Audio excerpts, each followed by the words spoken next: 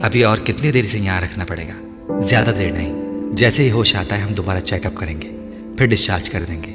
زیادہ شدید قسم کی انجریز نہیں ہیں، بس گھر میں کچھ دنوں تک مکمل طور پر ریسٹ کرنا پڑے گا۔ اس کا ذہن لاشعور سے شعور کا سفر طے کر رہا تھا۔ پہلے جو صرف بے معنی آوازیں تھیں، اب وہ انہیں مفہوم پہنا رہا تھا، آوازوں کو پہچان رہا تھا۔ ان میں سے ایک آواز سکندر عثمان کی تھی، دوسری یقیناً کسی ڈاکٹر کی۔ سالار نے آہستہ آہستہ آنکھیں کھول دیں۔ اس کی آنکھیں یکدم چندھیا گئی تھیں۔ کمرے میں بہت تیز روشنی تھی، یا کم از کم اسے ایسا ہی لگا تھا۔ وہ ان کے فیملی ڈاکٹر کا پرائیویٹ کلینک تھا۔ وہ ایک بار پہلے بھی یہاں ایسے ہی کمرے میں رہ چکا تھا، اور یہ پہچاننے کے لیے ایک نظر ہی کافی تھی۔ اس کا ذہن بالکل صحیح کام کر رہا تھا۔ جسم کے مختلف حصوں میں ہونے والے درد کا احساس اسے پھر ہونے لگا تھا۔ اب وہ ایک بہت نرم اور آرام دہ بستر پر تھا۔ اس کے جسم پر وہ لباس نہیں تھا جو اس نے سرکاری اسپتال میں پہنا تھا، جہاں سے لے جایا گیا تھا۔ وہ ایک اور لباس سے ملبوس تھا۔ یقیناً اس کے جسم کو پانی کی مدد سے صاف بھی کیا گیا تھا، کیونکہ اسے آدھے بازوؤں والی شرٹ سے جھانکتے اپنے بازوں پر کہیں بھی مٹی یا گرد نظر نہیں آ رہی تھی۔ اس کی کلائیوں کے گرد پٹیاں بندھی ہوئی تھیں، اور اس کے بازوؤں پر چھوٹے چھوٹے بہت سے نشانات تھے۔ بازو اور ہاتھ سوجے ہوئے تھے۔ وہ اندازہ کر سکتا تھا کہ ایسے ہی بہت سے نشانات اس کے چہرے اور جسم کے دوسرے حصوں پر بھی ہوں گے۔ اسے اپنی ایک آنکھ بھی سوجی ہوئی محسوس ہو رہی تھی، اور اس کے جبڑے بھی دکھ رہے تھے، مگر اس سے بھی زیادہ برا حال گلے کا تھا۔ اس کے بازو میں ایک ڈرپ لگی ہوئی تھی جو اب تقریباً ختم ہونے والی تھی۔ پہلی بار اس کو ہوش میں ڈاکٹر ہی نے دیکھا تھا۔ یہ ان کا فیملی ڈاکٹر نہیں تھا، شاید اس کے ساتھ کام کرنے والا کوئی اور فزیشین تھا۔ اس نے سکندر کو اس کی طرف متوجہ کیا۔ ہوش آ گیا ہے۔ سالار نے ایک صوفے پر بیٹھے طیبہ کو اپنی طرف بڑھتے دیکھا، مگر سکندر آگے نہیں آئے تھے۔ ڈاکٹر اب اس کے پاس آ کر اس کی نبض چیک کر رہا تھا۔ اب تم کیسا محسوس کر رہے ہو؟ سالار جواب میں کچھ کہنا چاہتا تھا، مگر اس کے حلق سے آواز نہیں نکل سکی۔ وہ صرف منہ کھول کر رہ گیا۔ ڈاکٹر نے ایک بار پھر اپنا سوال دہرایا۔ سالار نے تکیے پر رکھا ہوا اپنا سر نفی میں ہلایا۔ بولنے کی کوشش کرو۔ ڈاکٹر شاید پہلے ہی اس کے گلے کے پرابلمز کے بارے میں جانتا تھا۔ سالار نے ایک بار پھر نفی میں سر ہلا دیا۔ ڈاکٹر نے نرس کے ہاتھ میں پکڑی ہوئی ٹرے سے ایک ٹارچ نما آلہ اٹھایا۔ منہ کھولیں۔ سالار نے دیکھتے جبڑوں کے ساتھ اپنا منہ کھول دیا۔ ڈاکٹر کچھ دیر اس کے حلق کا معائنہ کرتا رہا، پھر اس نے ٹارچ بند کر دی۔ گلے کا تفصیلی چیک اپ کرنا پڑے گا، اس نے مڑ کر سکندر عثمان کو بتایا۔ پھر اس نے ایک رائٹنگ پیڈ اور پین سالار کی طرف بڑھا دیا۔ نرس تب تک اس کے بازو میں لگے ڈرپ اتار چکی تھی۔ اٹھ کر بیٹھو اور بتاؤ کیا ہوا ہے گلے کو۔ اسے اٹھ کر بیٹھنے میں کوئی دقت نہیں ہوئی۔ نرس نے تکیہ اس کے پیچھے رکھ دیا تھا، اور وہ رائٹنگ پیڈ ہاتھ میں لیے سوچتا رہا۔ کیا ہوا تھا گلے کو، جسم کو، دماغ کو؟ وہ کچھ بھی لکھنے کے قابل نہیں تھا۔ سوجی ہوئی انگلیوں میں پکڑے پین کو دیکھتا رہا۔ اسے یاد تھا کہ اس کے ساتھ کیا ہوا تھا۔ اسے اپنی وہ چیخیں یاد آ رہی تھیں جنہوں نے اسے اب بولنے کے قابل نہیں چھوڑا تھا۔ کیا لکھا جائے؟ یہ کہ مجھے ایک پہاڑ پر ساری چیزیں چھین کر باندھ دیا گیا تھا، یا پھر یہ کہ مجھے چند گھنٹوں کے لیے زندہ قبر میں اتار دیا گیا تھا تاکہ مجھے سوالوں کا جواب مل جائے۔ What is next to ecstasy? وہ سفید کاغذ کو دیکھتا رہا، پھر اس نے مختصر سی تحریر میں اپنے ساتھ ہونے والا واقعہ تحریر کر دیا۔ ڈاکٹر نے رائٹنگ پیڈ پکڑ کر ایک نظر ان 7-8 جملوں پر ڈالی، اور پھر اسے سکندر عثمان کی طرف بڑھا دیا۔ آپ کو چاہیے فوری طور پر پولیس سے رابطہ کریں تاکہ کار برآمد کی جا سکے۔ پہلے ہی کافی دیر ہو گئی ہے، پتہ نہیں وہ گاڑی کہاں سے کہاں لے جا چکے ہوں گے۔ ڈاکٹر نے ہمدردانہ انداز میں سکندر کو مشورہ دیا۔ سکندر نے رائٹنگ پیڈ پر ایک نظر ڈالی۔ ہاں، میں پولیس سے کانٹیکٹ کرتا ہوں۔ پھر کچھ دیر ان دونوں کے درمیان اس کے گلے کے چیک اپ کے سلسلے میں بات ہوتی رہی۔ پھر ڈاکٹر نرس کے ہمراہ باہر نکل گیا۔ اس کے باہر نکلتے ہی سکندر عثمان نے ہاتھ میں پکڑا ہوا رائٹنگ پیڈ سالار کے سینے پر دے مارا۔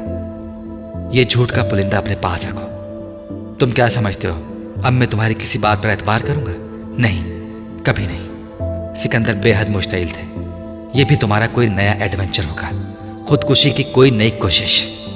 وہ کہنا چاہتا تھا فار گاڈ سیک ایسا نہیں ہے، مگر وہ گونگوں کی طرح ان کا چہرہ دیکھتا رہا۔ میں کیا کہوں ڈاکٹر سے کہ اس کو عادت ہے ایسے تماشوں اور ایسی حرکتوں کی؟ یہ پیدا ہی ان کاموں کے لیے ہوا ہے۔ سالار نے سکندر عثمان کو کبھی اس حد تک مشتعل نہیں دیکھا تھا۔ شاید وہ واقعی اب اس سے تنگ آ چکے تھے۔ طیبہ خاموشی سے پاس کھڑی تھی۔ ہر سال ایک نیا تماشا، ایک نئی مصیبت۔ آخر تمہیں پیدا کر کے کیا گناہ کار بیٹھے ہم؟ سکندر عثمان کو یقین تھا کہ یہ بھی اس کے کسی نئے ایڈونچر کا حصہ تھا۔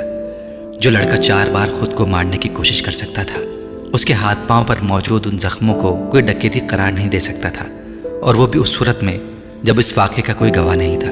سالار کو شیر آیا والی کہانی یاد آئی۔ بعض کہانیاں واقعی سچی ہوتی ہیں۔ وہ بار بار جھوٹ بول کر اب اپنا اعتبار گنوا چکا تھا۔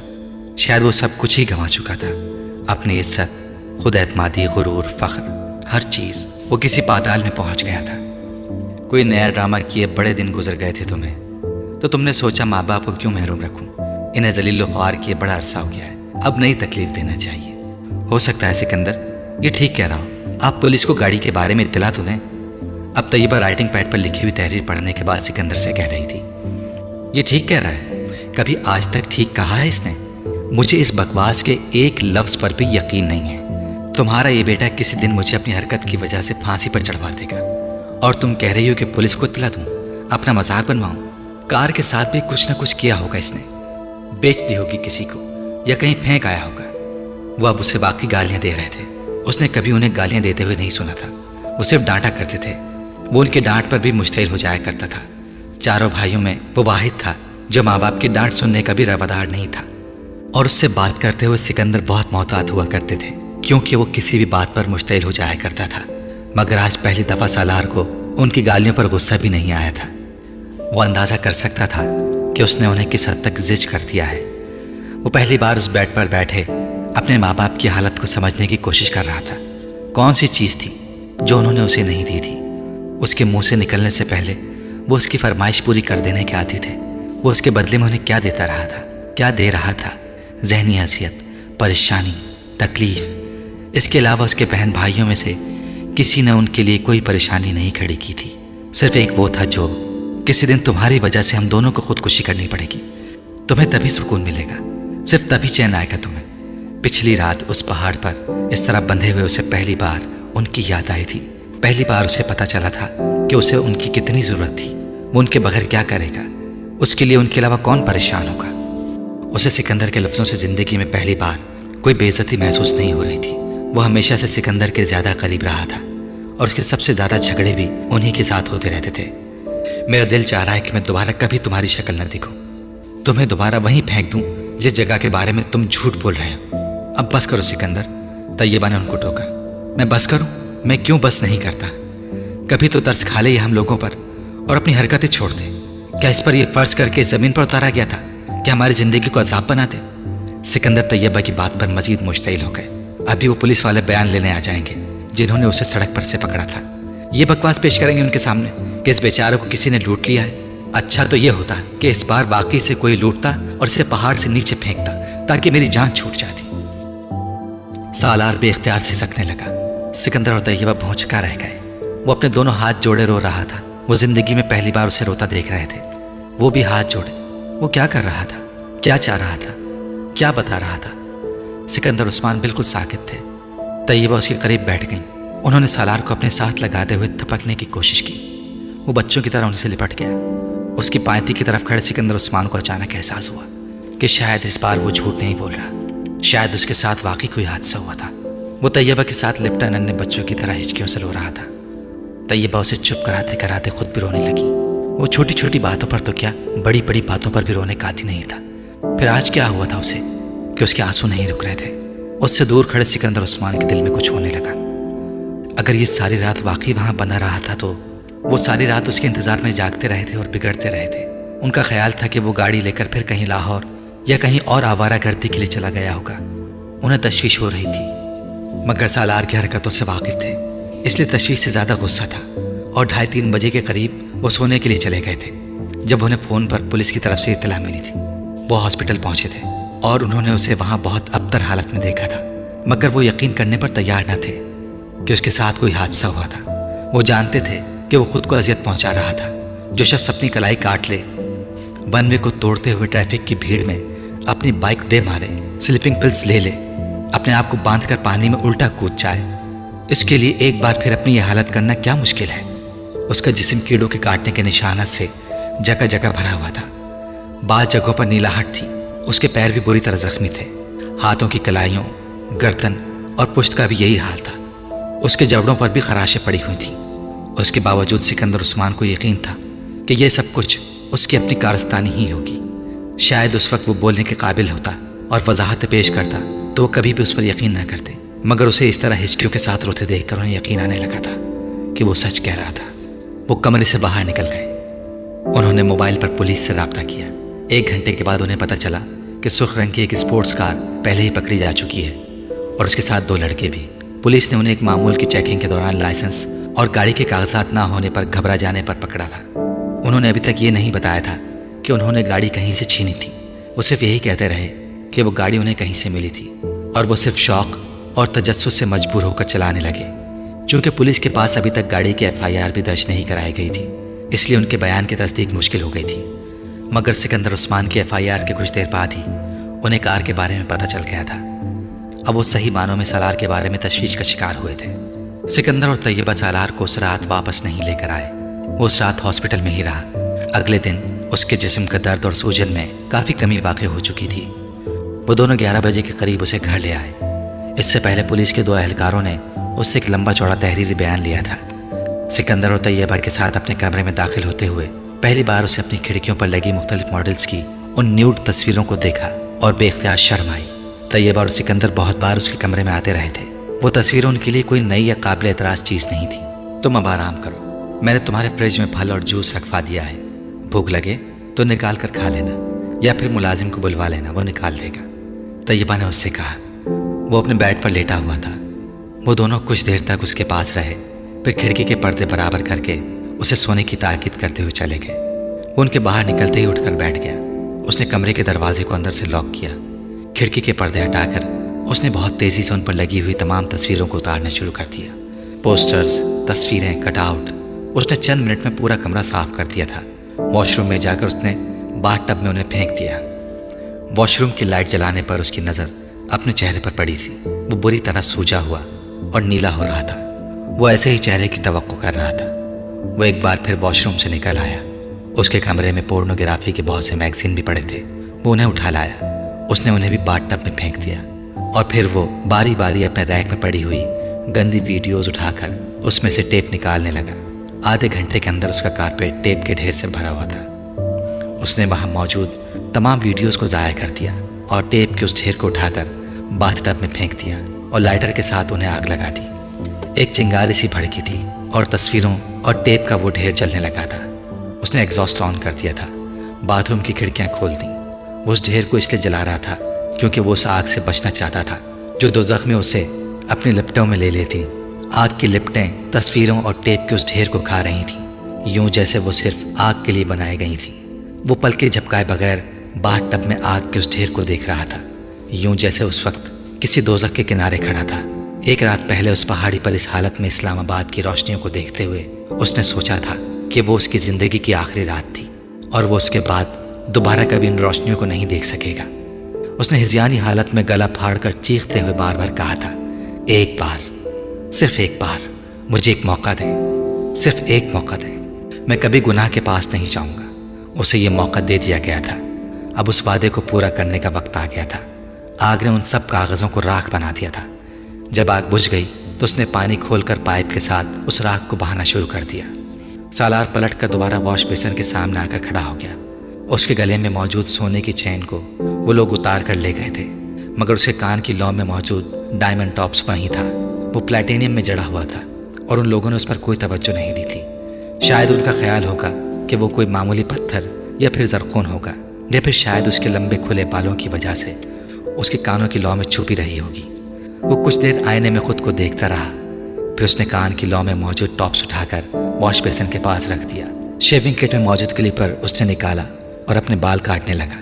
बड़ी बेरहमी और बेदर्दी के साथ वॉश बेसिन में बहता हुआ पानी उन बालों को अपने साथ बहा कर ले जा रहा था। रेजर निकालकर उसने शेव करनी शुरू कर दी। वो जैसे अपनी तमाम निशानियों से पीछा छुड़ा रहा था। शेव करने के बाद उसने अपने कपड़े निकाले, अपने हाथों में बंधी पट्टियां खोली और शावर के नीचे जाकर खड़ा हो गया।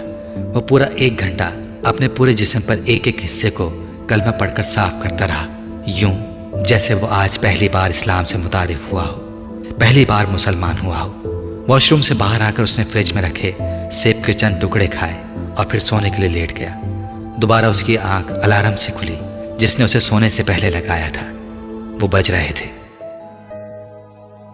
माय गॉड सालार, ये अपने बालों का क्या किया तुमने? तैयबा उसे देखते ही कुछ देर के लिए भूल गई کہ وہ بولنے کے قابل نہیں تھا۔ سالار نے اپنی جیب سے کاغذ نکال کر ان کے سامنے رکھ دیا۔ میں مارکیٹ جانا چاہتا ہوں، اس پر لکھا ہوا تھا۔ کس لیے؟ طیبہ نے اسے حیرانی سے دیکھا۔ تم ابھی ٹھیک نہیں ہوئے ہو، کچھ گھنٹے ہی ہوئے ہیں تمہیں ہاسپٹل سے آئے، اور تم ایک بار پھر آوارہ گردی کے لیے نکلنا چاہتے ہو۔ طیبہ نے اسے قدر نرم آواز میں جھڑکا۔ ممی، میں کچھ کتابیں خریدنا چاہتا ہوں، سالار نے ایک بار پھر کاغذ پر لکھا۔ میں آوارہ گردی کرنے کے لیے نہیں جا رہا۔ طیبہ کچھ دیر اسے دیکھتی رہی۔ تم ڈرائیور کے ساتھ چلے جاؤ، سالار نے سر ہلا دیا۔ وہ جس وقت مارکیٹ کی پارکنگ میں گاڑی سے اترا شام ہو چکی تھی۔ مارکیٹ کی روشنیاں وہاں جیسے رنگ و نور کا ایک سیلاب لے آئی تھیں۔ وہ جگہ جگہ پھرتے لڑکے لڑکیوں کو دیکھ سکتا تھا، مغربی ملبوسات میں ملبوس، بے فکری اور لاپرواہی سے قہقہے لگاتے ہوئے۔ اسے زندگی میں پہلی بار اس جگہ سے وحشت ہوئی تھی، وہی وحشت جو وہ 48 گھنٹے پہلے مارگلا کی ان پہاڑیوں پر محسوس کر رہا تھا۔ وہ انہی لڑکوں میں سے ایک تھا، لڑکیوں سے چھیڑ چھاڑ کرنے والا، بلند و بانگ قہقہے لگانے والا، فضول اور بیہودہ باتیں کرنے والا۔ اپنا سر نیچے کیے وہ کسی بھی چیز پر دھیان دیے بغیر سامنے نظر آنے والی بک شاپ میں چلا آیا۔ اپنی جیب سے کاغذ نکال کر اس نے دکاندار کو اپنی مطلوبہ کتابوں کے بارے میں بتایا۔ وہ قرآن پاک کا ایک ترجمہ اور نماز کے بارے میں کچھ دوسری کتابیں خریدنا چاہتا تھا۔ دکاندار نے اسے حیرانی سے دیکھا۔ وہ سالار کو اچھی طرح جانتا تھا۔ وہ وہاں سے پورنوگرافی کے غیر ملکی میگزینز اور سڈنی شیلٹن اور ہیرلڈ روبن سمیت چند دوسرے انگلش ناولز لکھنے والوں کے ہر نئے ناول کو خریدنے کا عادی تھا۔ سالار اس کی نظروں کے استعجاب کو سمجھتا تھا۔ وہ اس سے نظریں ملانے کے بجائے صرف کاؤنٹر کو دیکھتا رہا۔ وہ آدمی کسی سیلس مین کو ہدایت دیتا رہا۔ پھر اس نے سالار سے کہا، آپ بڑے دن بعد آئے ہیں، کہیں گئے ہوئے تھے اسٹڈیز کے لیے باہر؟ اس نے سر ہلاتے ہوئے سامنے پڑھے ہوئے کاغذ پر لکھا، اور یہ گلے کو کیا ہوا؟ بس ٹھیک نہیں ہے، اس نے لکھا۔ سیلس مین قرآن پاک کا ترجمہ اور دوسری مطلوبہ کتابیں لے آیا۔ ہاں، یہ اسلامی کتابوں کا آج کل بڑا ٹرینڈ چلا ہوا ہے، لوگ بہت پڑھنے لگے ہیں، بڑی اچھی بات ہے، خاص طور پر باہر جا کر تو ضرور پڑھنا چاہیے، دکاندار نے بڑے کاروباری انداز میں مسکراتے ہوئے کہا۔ سالار نے کچھ نہیں کہا، وہ اپنے سامنے پڑی کتابوں پر ایک نظر دوڑانے لگا۔ چند لمحوں کے بعد اس نے دائیں ہاتھ قرآن پاک کے ترجمے کے ساتھ کاؤنٹر پر خالی جگہ پر شاپ کیپر نے اس کے سامنے پورنوگرافی کے کچھ نئے میگزینز رکھ دیے۔ کتابوں کو دیکھتے دیکھتے اس نے چونک کر سر اٹھایا۔ یہ نئے آئے ہیں، میں نے سوچا آپ کو دکھا دوں، ہو سکتا ہے آپ خریدنا پسند کریں گے۔ سالار نے ایک نظر قرآن پاک کے ترجمے کو دیکھا، دوسری نظر چند انچ دور پڑے ان میگزینز کو دیکھا۔ غصے کی ایک لہر سی اس کے اندر اٹھی تھی۔ کیوں؟ وہ نہیں جانتا تھا۔ اپنے بائیں ہاتھ سے ان میگزینز کو اٹھا کر وہ جتنی دور اس شاپ کے اندر پھینک سکتا تھا اس نے پھینک دیے۔ چند لمحوں کے لیے پوری شاپ میں خاموشی چھا گئی۔ سیلس مین ہکا بکا کھڑا تھا۔ بل، سالار نے کاغذ پر گھسیٹا اور سرخ چہرے کے ساتھ اس سیلس مین کی آنکھوں کے سامنے اس کاغذ کو کیا۔ سیلس مین نے کچھ بھی کہے بغیر اپنے سامنے پڑے کمپیوٹر پر ان کتابوں کا بل بنانا شروع کر دیا جو اس نے سامنے رکھی تھی۔ چند منٹوں میں سالار نے بل ادا کیا اور کتابیں اٹھا کر دروازے کی طرف بڑھ گیا۔ ایڈیٹ! دکان سے باہر نکلتے ہوئے اس نے کاؤنٹر کے پاس کھڑی ایک لڑکی کا تبصرہ سنا۔ مخاطب کون تھا اس نے مڑ کر دیکھنے کی ضرورت نہیں سمجھی۔ وہ جانتا تھا وہ تبصرہ اسی پر کیا گیا تھا۔ 2 ہفتے بعد اس کی آواز بحال ہو گئی تھی۔ اگرچہ ابھی اس کی آواز بالکل بیٹھی ہوئی تھی، مگر وہ بولنے کے قابل ہو گیا تھا، اور ان 2 ہفتوں بعد وہ روح کی دریافت میں مصروف رہا۔ وہ زندگی میں پہلی بار یہ کام کر رہا تھا۔ شاید زندگی میں پہلی بار اسے یہ احساس ہوا تھا کہ روح بھی کوئی وجود رکھتی تھی، اور اگر روح کے ساتھ کوئی مسئلہ ہو جائے تو وہ زندگی میں پہلی بار خاموشی کے ایک لمبے فیز میں داخل ہوا تھا۔ بولنا نہیں، سننا۔ صرف سننا بھی بعض دفعہ بہت عام ہوتا ہے۔ اس کا ادراک اسے پہلی بار ہو رہا تھا۔ اسے زندگی میں کبھی رات سے خوف نہیں آیا تھا۔ اس واقعے کے بعد اسے رات سے بے تحاشا خوف آنے لگا تھا۔ وہ کمرے کی لائٹ آن کر کے سوتا تھا۔ اس نے پولیس کسٹڈی میں ان دونوں لڑکوں کو پہچان لیا تھا، مگر وہ پولیس کے ساتھ اس جگہ پر جانے کے لیے تیار نہیں ہوا تھا جہاں اس شام وہ اسے باندھ کر چھوڑ گئے تھے۔ وہ دوبارہ کسی ذہنی گندگی کا شکار ہونا نہیں چاہتا تھا۔ اس نے زندگی میں اس سے پہلے کبھی اتنی بے خواب راتیں نہیں گزاری تھیں، مگر اب یہ ہو رہا تھا کہ وہ سلیپنگ پلس لیے بغیر سونے میں کامیاب نہیں ہوتا تھا، اور بعض دفعہ جب وہ سلیپنگ پلس نہیں لیتا تو وہ ساری رات جاگتے ہوئے گزار دیتا۔ اس نے نیو ہیون میں بھی ایسے چند ہی ہفتے گزارے تھے، اتنے ہی تکلیف دہ اور اذیت ناک، مگر تب صرف الجھن اور اضطراب تھا، یا شاید کسی حد تک پچھتاوا۔ مگر اب وہ ایک تیسری کیفیت سے گزر رہا تھا، خوف سے۔ وہ اندازہ نہیں کر پا رہا تھا کہ اس رات اسے کس چیز سے زیادہ خوف آیا تھا۔ موت سے، قبر سے یا پھر دوزخ سے؟ امامہ نے کہا تھا ایکسٹیسی کے بعد پین ہوتی ہے، موت پین تھی۔ اس نے کہا تھا پین کے بعد نتھنگنیس ہوگی، قبر نتھنگنیس تھی۔ امامہ نے کہا تھا نتھنگنیس کے بعد ہیل آ جائے گا۔ وہ وہاں تک پہنچنا نہیں چاہتا تھا، وہ اس ایکسٹیسی سے بچنا چاہتا تھا جو اسے پین سے ہیل کا سفر کرنے پر مجبور کر دیتی۔ اگر مجھے ان سب چیزوں کا پتہ نہیں تھا تو امامہ کو کیسے پتہ تھا؟ وہ میری ہی عمر کی ہے، وہ میرے جیسے خاندان سے تعلق رکھتی ہے، پھر اس کے پاس ان سوالوں کے جواب کیسے آ گئے؟ وہ حیران ہوتے ہوئے سوچنے لگا، آسائشیں تو اس کے پاس بھی ویسی ہی تھیں جیسی میرے پاس تھیں، پھر اس میں اور مجھ میں کیا فرق تھا؟ وہ جس مکتبہ فکر سے تھی وہ کون ہوتے ہیں، اور وہ کیوں اس مکتبہ فکر سے منسلک رہنا چاہتی تھی؟ اس نے پہلی بار اس کے بارے میں تفصیلی طور پر پڑھا، اس کی الجھنوں میں اضافہ ہوا۔ ختم نبوت پر اختلاف کیا اتنا عام ایشو ہے کہ ایک لڑکی اس طرح اپنا گھر چھوڑ کر چلی جائے؟ میں نے حضرت سے اس لیے شادی نہیں کی کیونکہ وہ ختم نبوت صلی اللہ علیہ وآلہ وسلم پر یقین نہیں رکھتا۔ تم سمجھتے ہو میں تمہارے جیسے انسان کے ساتھ زندگی گزارنے پر تیار ہو جاؤں گی؟ ایک ایسے شخص کے ساتھ جو ختم نبوت صلی اللہ علیہ وآلہ وسلم پر یقین رکھتا ہے اور پھر بھی گناہ کرتا ہے، جو ہر وہ کام کرتا ہے جس سے میرے پیغمبر صلی اللہ علیہ وآلہ وسلم نے منع فرمایا۔ اگر میں حضرت محمد صلی اللہ علیہ وآلہ وسلم پر یقین نہ رکھنے والے سے شادی نہیں کروں گی تو میں آپ صلی اللہ علیہ وآلہ وسلم کی نافرمانی والے کے ساتھ بھی زندگی نہیں گزاروں گی۔ اسے امام ہاشم کا ہر لفظ یاد تھا، وہ مفہوم پر پہلی بار غور کر رہا تھا۔ تم یہ بات نہیں سمجھو گے، اس نے بہت بار سالار سے یہ جملہ کہا تھا، اتنی بار کہ وہ اس جملے سے چڑھنے لگا تھا۔ آخر وہ یہ بات کہہ کر اس پر کیا جتانا چاہتی تھی؟ یہ کہ وہ کوئی بہت بڑی اسکالر یا پارسا تھی اور وہ اس سے کمتر؟ اب وہ سوچ رہا تھا، وہ بالکل ٹھیک کہتی تھی، وہ واقعی تب کچھ بھی سننے کے قابل نہیں تھا۔ کیچڑ میں رہنے والا کیڑا یہ کیسے جان سکتا تھا کہ وہ کس گندگی میں رہتا ہے؟ اسے اپنے بجائے دوسرے گندگی میں لپٹے اور گندگی میں رہتے نظر آتے ہیں۔ وہ تب بھی گندگی میں ہی تھا۔ مجھے تمہاری آنکھوں سے، تمہارے کھلے گریبان سے گھن آتی ہے۔ اسے پہلی بار اب ان دونوں چیزوں سے گھن آئی۔ آئینے کے سامنے رکھے ہونے پر یہ جملہ کسی بز ورڈ کی طرح کئی ماہ تک اس کے کانوں میں گونجتا رہا۔ وہ ہر بار اسے ذہن سے جھٹکتا، کچھ مشتعل ہو جاتا، اپنے کام میں مصروف ہو جاتا، مگر اب پہلی بار اس نے محسوس کیا تھا کہ اسے خود بھی اپنے آپ سے گھن آنے لگی تھی۔ وہ اپنا گریبان بند رکھنے لگا تھا، اپنی آنکھوں کو جھکانے لگا۔ وہ آئینے میں بھی خود اپنی آنکھوں میں دیکھنے سے کترانے لگا تھا۔ اس نے کبھی کسی سے یہ نہیں سنا تھا کہ کسی کو اس کی آنکھوں، اس کی نظروں سے گھن آتی تھی، خاص طور پر کسی لڑکی کو۔ یہ اس کی آنکھیں نہیں، ان آنکھوں میں جھانکنے والا تاثر تھا جس سے امام ہاشم کو گھن آئی تھی، اور امام ہاشم سے پہلے کسی لڑکی نے اس تاثر کو شناخت نہیں کیا تھا۔ وہ آنکھوں میں آنکھیں ڈال کر بات کرنے والی لڑکیوں کی کمپنی میں رہتا تھا اور وہ ایسی ہی لڑکیوں کو پسند کرتا تھا۔ امام ہاشم نے کبھی اس کی آنکھوں میں آنکھیں ڈال کر بات نہیں کی تھی۔ وہ اس کے چہرے کو دیکھتی اور اسے اپنی طرف دیکھتے پا کر نظریں ہٹا لیتی یا کسی اور چیز کو دیکھنے لگتی۔ سالار کو خوش فہمی تھی کہ وہ اس سے نظریں اس لیے چرا رہی تھی کیونکہ اس کی آنکھیں بہت پرکشش تھیں۔ اسے پہلی بار اس کے منہ سے فون پر یہ سن کر شوق لگا تھا کہ اس کی آنکھوں سے گھن آتی ہے۔ آنکھیں روح کی کھڑکیاں ہوتی ہیں، اس نے کہیں پڑھا تھا، تو کیا میری آنکھیں میرے اندر چھپی گندگی کو دکھانا شروع ہو گئی تھیں؟ اسے تعجب نہیں ہوا، ایسا ہی تھا، مگر اس گندگی کو دیکھنے کے لیے سامنے والے کا پاک ہونا ضروری تھا، اور امام ہاشم پاک تھی۔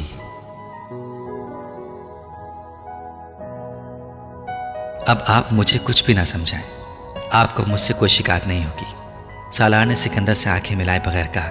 وہ دوبارہ ییل جا رہا تھا اور جانے سے پہلے سکندر نے ہمیشہ کی طرف سے سمجھانے کی کوشش کی تھی۔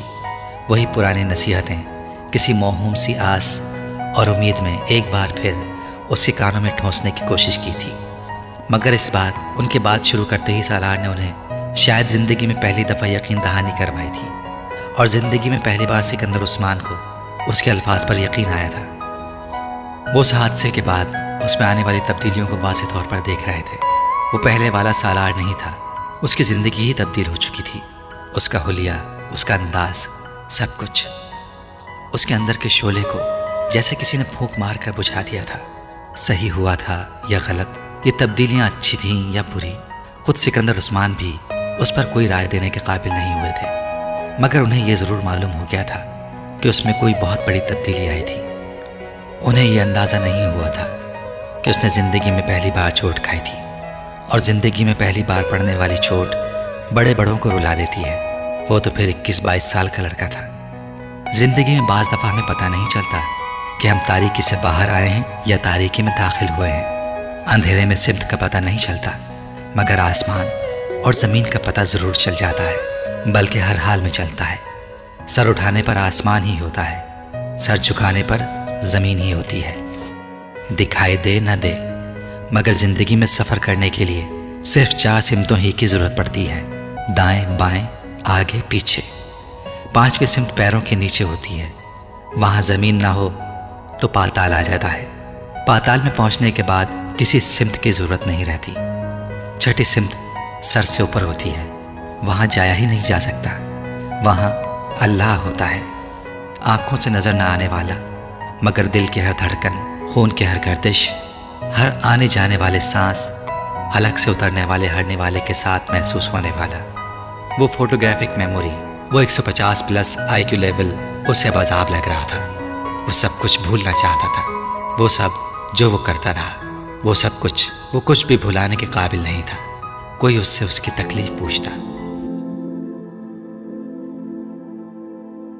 نیو ہیون واپس آنے کے بعد اس نے زندگی کے ایک نئے سفر کو شروع کیا تھا۔ اس رات اس جنگل کے ہولناک اندھیرے اور تنہائی میں اس درخت کے ساتھ بندھے بلکتے ہوئے کیے گئے تمام وعدے اسے یاد تھے۔ وہ سب سے بالکل الگ تھلگ رہنے لگا تھا، معمولی سے رابطے اور تعلق کے بھی بغیر۔ مجھے تم سے نہیں ملنا، وہ صاف گو تو ہمیشہ سے ہی تھا، مگر اس حد تک ہو جائے گا اس کے ساتھیوں میں سے کسی کو بھی اس کی توقع نہیں تھی۔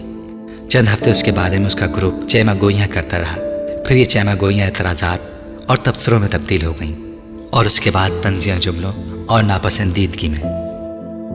پھر سب اپنی اپنی زندگی میں مصروف ہو گئے۔ سالار سکندر کسی کی زندگی کا مرکز اور محور نہیں تھا، نہ دوسرا کوئی اس کی زندگی کا۔ اس نے نیو ہیون پہنچنے کے بعد جو چند کام کیے تھے، اس میں جلال النصر سے ملاقات کی کوشش بھی تھی۔ وہ پاکستان سے واپس آتے ہوئے اس کے گھر سے امریکہ میں اس کا ایڈریس لے آیا تھا۔ یہ کہ اتفاق ہی تھا کہ اس کا ایک کزن بھی اسی ہاسپٹل میں کام کر رہا تھا۔ باقی کا کام بہت آسان ثابت ہوا، ضرورت سے زیادہ آسان۔ وہ اس سے ایک بار مل کر اس سے معذرت کرنا چاہتا تھا، اسے ان تمام جھوٹوں کے بارے میں بتا دینا چاہتا تھا جو وہ اس سے امامہ کے بارے میں اور امامہ کو اس کے بارے میں بولتا رہا تھا۔ وہ ان دونوں کے تعلق میں اپنے رول کے لیے شرمندہ تھا، وہ اس کی تلافی کرنا چاہتا تھا۔ وہ جلال النصر تک پہنچ چکا تھا اور وہ امامہ ہاشم تک پہنچنا چاہتا تھا۔ وہ جلال النصر کے ساتھ ہاسپٹل کے کیفیٹیریا میں بیٹھا ہوا تھا۔ جلال النصر کے چہرے پر بے حد سنجیدگی تھی، اس کے ماتھے پر پڑے ہوئے بل اس کی ناراضگی کو ظاہر کر رہے تھے۔ سالار کچھ دیر پہلے ہی وہاں پہنچا تھا اور جلال النصر اسے وہاں دیکھ کر ہکا بکا رہ گیا تھا۔ اس نے جلال سے چند منٹ مانگے تھے۔ وہ 2 گھنٹے انتظار کروانے کے بعد بالآخر کیفیٹیریا میں آ گیا تھا۔ سب سے پہلے تو میں یہ جاننا چاہوں گا کہ تم نے مجھے ڈھونڈا کیسے؟ اس نے آپ جناب کے تمام تکلفات کو برطرف رکھتے ہوئے ٹیبل پر بیٹھتے ہوئے سالار سے کہا، یہ اہم نہیں ہے، یہ بہت اہم ہے۔ اگر تم واقعی چاہتے ہو کہ میں کچھ دیر تمہارے ساتھ یہاں گزاروں تو مجھے پتہ ہونا چاہیے کہ تم نے مجھے کیسے ڈھونڈا۔ میں نے اپنے کزن سے مدد لی ہے، وہ ایک ڈاکٹر ہے اور اس شہر میں بہت عرصے سے کام کر رہا ہے۔ میں یہ نہیں جانتا اس نے آپ کو کیسے ڈھونڈا ہے، میں نے اسے صرف آپ کا نام اور کچھ دوسری معلومات دی تھیں۔ سالار نے کہا۔ لنچ؟ جلال نے بڑے رسمی انداز میں کہا۔ وہ ٹیبل پر آتے ہوئے اپنے لنچ ٹرے ساتھ لے کر آیا تھا۔ نہیں میں نہیں کھاؤں گا، سالار نے شکریہ کے ساتھ معذرت کر لی۔ جلال نے کندھے اچکائے اور کھانا شروع کر دیا۔ کس معاملے میں بات کرنا چاہتے ہو تم مجھ سے؟ میں آپ کو چند حقائق سے آگاہ کرنا چاہتا ہوں۔ جلال نے اپنی بھویں اچکائیں۔ حقائق؟ میں آپ کو یہ بتانا چاہتا تھا کہ میں نے آپ سے جھوٹ بولا تھا۔ میں امامہ کا دوست نہیں تھا، وہ میرے دوست کی بہن تھی، صرف میری نیکسٹ ڈور نیبر۔ جلال نے کھانا جاری رکھا۔ میری اس سے معمولی جان پہچان تھی، وہ مجھے پسند نہیں کرتی تھی، خود میں بھی اسے پسند نہیں کرتا تھا، اور یہی وجہ تھی کہ میں نے آپ پر یوں ظاہر کیا جیسے وہ میری گہری دوست تھی۔ میں آپ دونوں کے درمیان غلط فہمیاں پیدا کرنا چاہتا تھا۔ جلال سنجیدگی سے اس کی بات سنتے ہوئے کھانا کھاتا رہا۔ اس کے بعد جب امامہ گھر سے نکل کر آپ کے پاس آنا چاہتی تھی تو میں نے اس سے جھوٹ بولا آپ کی شادی کے بارے میں۔ اس بار جلال کھانا کھاتے کھاتے رک گیا۔ میں نے اس سے کہا کہ آپ شادی کر چکے ہیں اور آپ کے پاس اسی لیے نہیں آئی تھی۔ مجھے بعد میں احساس ہوا کہ میں نے بہت نامناسب حرکت کی ہے، مگر اس وقت تک دیر ہو چکی تھی۔ امامہ سے میرا کوئی رابطہ نہیں تھا، مگر یہ ایک اتفاق ہے کہ آپ سے میرا رابطہ ہو گیا۔ میں آپ سے ایکسکیوز کرنا چاہتا ہوں۔ میں تمہاری معذرت قبول کرتا ہوں، مگر میں نہیں سمجھتا کہ تمہاری وجہ سے میرے اور امامہ کے درمیان کوئی غلط فہمی پیدا ہوئی۔ میں پہلے ہی اس سے شادی نہ کرنے کا فیصلہ کر چکا تھا۔ جلال نے بڑی صاف گوئی سے کہا۔ وہ آپ سے محبت کرتی تھی؟ سالار نے دھیمی آواز میں کہا۔ ہاں میں جانتا ہوں، مگر شادی وغیرہ میں صرف محبت تو نہیں دیکھی جاتی، اور بھی بہت کچھ دیکھا جاتا ہے۔ جلال بہت حقیقت پسندانہ انداز میں کہہ رہا تھا۔ جلال، کیا یہ ممکن نہیں ہے کہ آپ اس سے شادی کر لیں؟ پہلی بات یہ ہے کہ میرا اس کے ساتھ کوئی رابطہ نہیں ہے، اور دوسری بات یہ ہے کہ میرا اس کے ساتھ رابطہ ہوتا تب بھی میں اس کے ساتھ شادی نہیں کر سکتا۔ اس کو آپ کے سہارے کی ضرورت ہے، سالار نے کہا۔ میں نہیں سمجھتا اسے میرے سہارے کی ضرورت ہے۔ اب تو بہت عرصہ گزر چکا ہے، اب تک وہ کوئی نہ کوئی سہارا تلاش کر چکی ہوگی۔ جلال نے اطمینان سے کہا۔ ہو سکتا ہے اس نے ایسا نہ کیا ہو، وہ ابھی بھی آپ کا انتظار کر رہی ہو۔ میں اس طرح کے امکانات پر غور کرنے کا عادی نہیں ہوں۔ میں نے تمہیں بتایا کہ میرے لیے اپنے کیریئر کی اس اسٹیج پر شادی ممکن ہی نہیں ہے، اور وہ بھی اس سے۔ کیوں؟ اس کیوں کا جواب میں تمہیں کیا دوں؟ تمہارا اس سارے معاملے سے کوئی تعلق نہیں ہے۔ میں اس سے کیوں شادی کرنا نہیں چاہتا میں تبھی اسے بتا چکا ہوں، اور اتنے عرصے بعد تم دوبارہ کر پھر وہی پینڈورا باکس کھولنے کی کوشش کر رہے ہو۔ جلال نے قدر ناراضی سے کہا۔ میں صرف اس نقصان کی تلافی کرنے کی کوشش کر رہا ہوں جو میری وجہ سے آپ دونوں کا ہوا، سالار نے نرمی سے کہا۔ میرا کوئی نقصان نہیں ہوا، اور امامہ کا بھی نہیں ہوا ہوگا۔ تم ضرورت سے زیادہ حساس ہو رہے ہو، جلال نے سلاد کے چند ٹکڑے منہ میں ڈالتے ہوئے اطمینان سے کہا۔ سالار اسے دیکھتا رہا۔ وہ نہیں سمجھ پا رہا تھا کہ وہ اسے اپنی بات کیسے سمجھائے۔ میں اس کو ڈھونڈنے میں آپ کی مدد کر سکتا ہوں، اس نے کچھ دیر بعد کہا، مگر میں اسے ڈھونڈنا نہیں چاہتا۔ شادی مجھے اس سے نہیں کرنی، تو پھر ڈھونڈنے کا فائدہ؟ سالار نے گہرا سانس لیا۔ آپ جانتے ہیں اس نے کس لیے گھر چھوڑا تھا؟ میرے لیے بہرحال نہیں چھوڑا تھا، جلال نے بات کاٹی۔ آپ کے لیے نہیں چھوڑا تھا، مگر جن وجوہات کی بنا پر چھوڑا تھا، کیا ایک مسلمان کے طور پر آپ کو اس کی مدد کرنی نہیں چاہیے؟ جبکہ آپ یہ بھی جانتے ہیں کہ وہ لڑکی آپ سے بہت محبت کرتی ہے، آپ سے بہت انسپائرڈ ہے۔ میں دنیا میں کوئی واحد مسلمان نہیں ہوں، اور نہ ہی مجھ پر یہ فرض کر دیا گیا ہے کہ میں اس کی مدد کروں۔ میری ایک ہی زندگی ہے، اور میں اسے کسی دوسرے کی وجہ سے تو خراب نہیں کر سکتا۔ اور پھر تم بھی مسلمان ہو، تم کیوں نہیں شادی کرتے اس سے؟ میں نے تو تب بھی کہا تھا تم سے کہ تم اس سے شادی کر لو، تم ویسے بھی اس کے لیے نرم گوشہ رکھتے ہو، جلال النصر نے قدرے چبھتے ہوئے انداز میں کہا۔ سالار اسے خاموشی سے دیکھتا رہا۔ وہ اسے نہیں بتا سکتا تھا کہ وہ اس سے شادی کر چکا ہے۔ شادی؟ وہ مجھے پسند نہیں کرتی، اس نے کہا۔ میں اس سلسلے میں اسے سمجھا سکتا ہوں، تم میرا اس سے رابطہ کروا دو تو میں اسے تم سے شادی کرنے پر تیار کر لوں گا۔ اچھے آدمی ہو تم، اور خاندان وغیرہ بھی ٹھیک ہی ہوگا تمہارا۔ کار تو 1.5 سال پہلے بھی بڑی شاندار رکھی ہوئی تھی تم نے، اس کا مطلب روپیہ پیسہ وغیرہ ہوگا تمہارے پاس۔ ویسے یہاں کس لیے ہو؟ MBA کر رہا ہوں۔ پھر تو کوئی مسئلہ نہیں، جاب تمہیں مل جائے گی، روپیہ ویسے بھی تمہارے پاس ہے، لڑکیوں کو اور کیا چاہیے؟ امامہ تو ویسے بھی تمہیں جانتی ہے۔ جلال نے چٹکی بجاتے ہوئے مسئلہ حل کیا۔ سارا مسئلہ تو اسی جاننے نے ہی پیدا کیا ہے، وہ مجھے ضرورت سے زیادہ جانتی ہے۔ سالار نے جلال کو دیکھتے ہوئے سوچا، وہ آپ سے محبت کرتی ہے۔ سالار نے جیسے اسے یاد دلایا، اب اس سے میرا تو کوئی قصور نہیں ہے، لڑکیاں کچھ زیادہ جذباتی ہوتی ہیں اس معاملے میں۔ جلال نے قدر بیزاری سے کہا، یہ ون سائڈ لو افیئر تو نہیں ہوگا، آپ کسی نہ کسی حد تک اس میں انوالو تو ضرور ہوں گے۔ سالار نے قدر سنجیدگی سے کہا، ہاں تھوڑا بہت انوالو تھا، مگر وقت اور حالات کے ساتھ ساتھ ترجیحات بھی بدلتی رہتی ہیں انسان کی۔ اگر آپ کو وقت اور حالات کے ساتھ اپنی ترجیحات بدلنی تھیں تو آپ کو اس کے بارے میں امامہ کو انوالو ہوتے ہی بتا دینا چاہیے تھا۔ کم از کم اس سے یہ تو ہوتا کہ وہ آپ سے مدد کی توقع رکھتی، نہ آپ پر اس قدر انحصار کرتی۔ میں امید کرتا ہوں کہ آپ یہ تو نہیں کہیں گے کہ آپ نے اس سے شادی کے حوالے سے کبھی کوئی بات یا وعدہ کیا ہی نہیں تھا۔ جلال کچھ کہنے کے بجائے خوش غمی نظروں سے اسے دیکھتا رہا۔ تم مجھے کیا جتانے اور بتانے کی کوشش کر رہے ہو؟ اس نے چند لمحوں کے بعد اکھڑے ہوئے انداز میں کہا۔ اس نے جب مجھ سے پہلی بار رابطہ کیا تھا تو آپ کا فون نمبر اور ایڈریس دے کر اس نے مجھ سے کہا تھا کہ میں آپ سے پوچھوں آپ نے اپنے پیرنٹس سے شادی کی بات کر لی ہے۔ میں نے اسے اپنا فون دیا تھا کہ وہ آپ سے یہ بات خود پوچھ لے۔ یقیناً اسلام آباد آنے سے پہلے آپ نے اس سے یہ کہا ہوگا کہ آپ اس سے شادی کے لیے اپنے پیرنٹس سے بات کریں گے۔ آپ نے یقیناً پہلے محبت وغیرہ کے اظہار کے بعد اسے پرپوز کیا ہوگا۔ جلال نے کچھ برہمی سے اس کی بات کاٹی۔ میں نے اسے پرپوز نہیں کیا تھا، اس نے مجھے پرپوز کیا تھا۔ مان لیتا ہوں اس نے پرپوز کیا، آپ نے کیا کیا؟ انکار کر دیا؟ وہ چیلنج کرنے والے انداز میں پوچھ رہا تھا۔ انکار نہیں کیا ہوگا۔ سالار عجیب انداز میں مسکرایا۔ اس نے مجھے بتایا تھا کہ آپ نعت بڑی اچھی پڑھتے ہیں۔ اور آپ کو حضرت محمد صلی اللہ علیہ وآلہ وسلم سے بھی بہت محبت ہے۔ آپ کو بھی بتایا ہوگا اس نے کہ وہ آپ سے محبت کیوں کرتی تھی، مگر آپ سے مل کر اور آپ کو جان کر مجھے بہت مایوسی ہوئی۔ آپ نعت بہت اچھی پڑھتے ہوں گے، مگر جہاں تک حضرت محمد صلی اللہ علیہ وآلہ وسلم سے محبت کا تعلق ہے، میں نہیں سمجھتا وہ آپ کو ہے۔ میں خود کوئی بہت اچھا آدمی نہیں ہوں اور محبت کے بارے میں زیادہ بات نہیں کر سکتا، خاص طور پر اللہ اور حضرت محمد صلی اللہ علیہ وآلہ وسلم سے محبت کے بارے میں۔ مگر اتنا ضرور جانتا ہوں کہ جو شخص اللہ یا اس کے پیغمبر صلی اللہ علیہ وآلہ وسلم سے محبت کا دعویٰ کرتا ہے یا لوگوں کو یہ امپریشن دیتا پھرتا ہے، وہ مدد کے لیے پھیلے ہوئے ہاتھ کو جھٹک نہیں سکتا اور نہ ہی کسی کو دھوکہ اور فریب دے گا۔ سالار اٹھ کر کھڑا ہو گیا، اور میں تو آپ سے ریکویسٹ کر رہا ہوں اس کی مدد کے لیے۔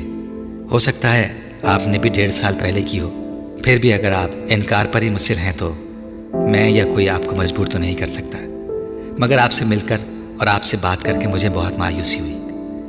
اس نے الوداعی مصافحے کے لیے جلال کی طرف ہاتھ بڑھایا۔ جلال نے اپنا ہاتھ نہیں بڑھایا، وہ تنفر بھرے انداز میں ماتھے پر بل لیے اسے دیکھتا رہا۔ خدا حافظ۔ سالار نے اپنا ہاتھ پیچھے کر لیا۔ جلال اسی حالت میں اسے جاتا دیکھتا رہا، پھر اس نے خود کلامی کی۔ It's really an idiot world out their.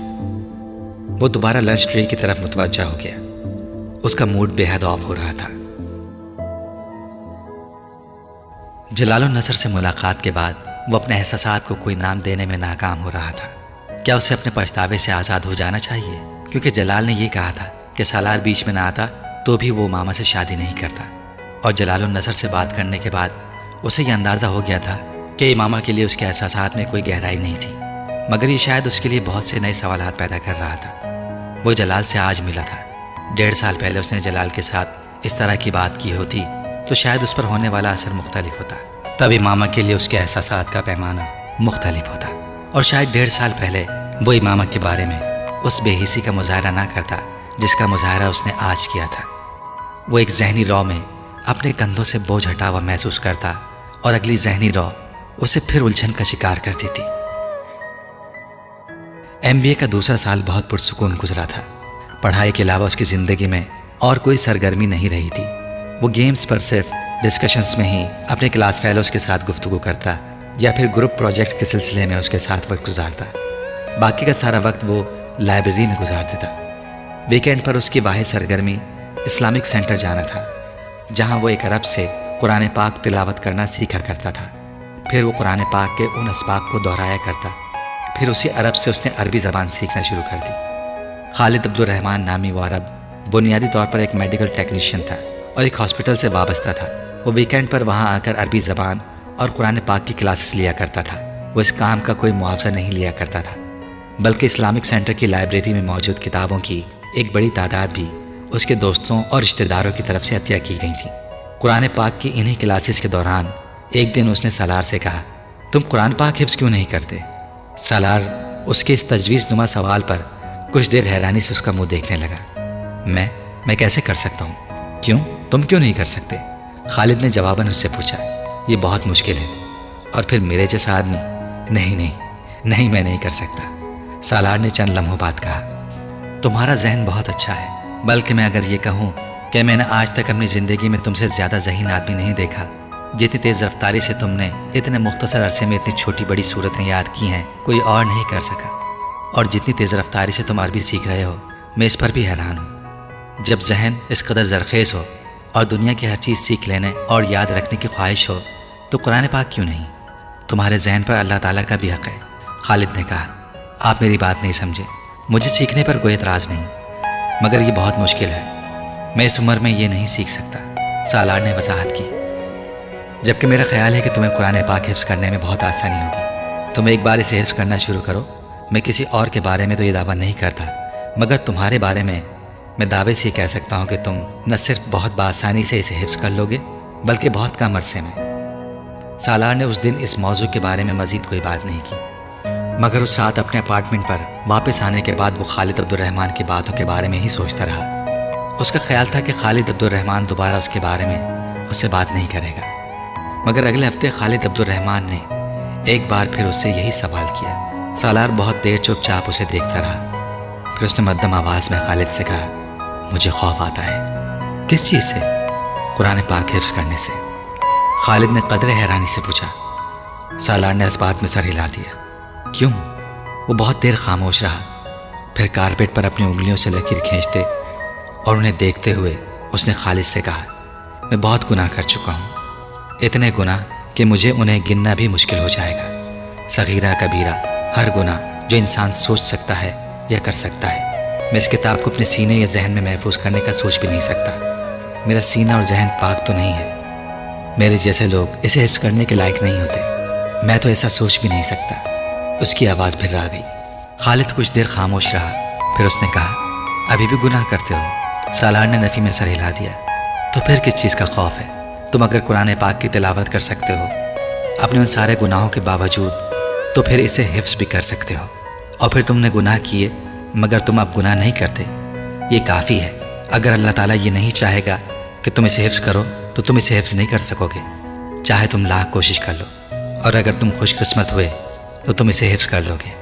خالد نے چٹکی بجاتے ہوئے جیسے یہ مسئلہ حل کر دیا تھا۔ سالار اس رات جاگتا رہا۔ آدھی رات کے بعد اس نے پہلا پارہ کھول کر کانپتے ہاتھوں اور زبان کے ساتھ حفظ کرنا شروع کیا۔ اسے حفظ کرتے ہوئے احساس ہونے لگا کہ خالد عبد الرحمن ٹھیک کہتا ہے۔ اسے قرآن پاک کا بہت سا حصہ پہلے ہی یاد تھا۔ خوف کی وہ کیفیت جو اس نے قرآن پاک حفظ کرنا شروع کرتے ہوئے محسوس کی تھی، وہ زیادہ دیر نہیں رہی تھی۔ اس کے دل کو کہیں سے استقامت مل رہی تھی۔ کہاں سے؟ کوئی اس کی زبان کی لڑکھڑاہٹ دور کر رہا تھا۔ کون؟ کوئی اس کے ہاتھوں کی کپکپاہٹ ختم کر رہا تھا۔ کیوں؟ فجر کی نماز سے کچھ دیر پہلے وہ اس وقت بے تحاشا رو دیا جب اس نے پچھلے 5 گھنٹوں میں یاد کیے ہوئے سبق کو پہلی بار مکمل طور پر دہرایا۔ وہ کہیں نہیں اٹکا، وہ کچھ نہیں بھولا تھا، زیر و زبر کی کوئی غلطی نہیں۔ آخری چند جملوں پر اس کی زبان پہلی بار کپکپانے لگی تھی۔ آخری چند جملے ادا کرتے ہوئے اسے بڑی دقت ہوئی تھی، کیونکہ وہ اس وقت آنسوؤں سے رو رہا تھا۔ اگر اللہ ہی چاہے گا اور تم خوش قسمت ہوگے تو تم قرآن پاک حفظ کر لو گے، ورنہ کچھ بھی کر لو نہیں کر پاؤ گے۔ اسے خالد عبد الرحمن کی یہ بات یاد آ رہی تھی۔ فجر کی نماز ادا کرنے کے بعد اس نے کیسٹ پر اپنی زندگی کے اس پہلے سبق کو ریکارڈ کیا تھا۔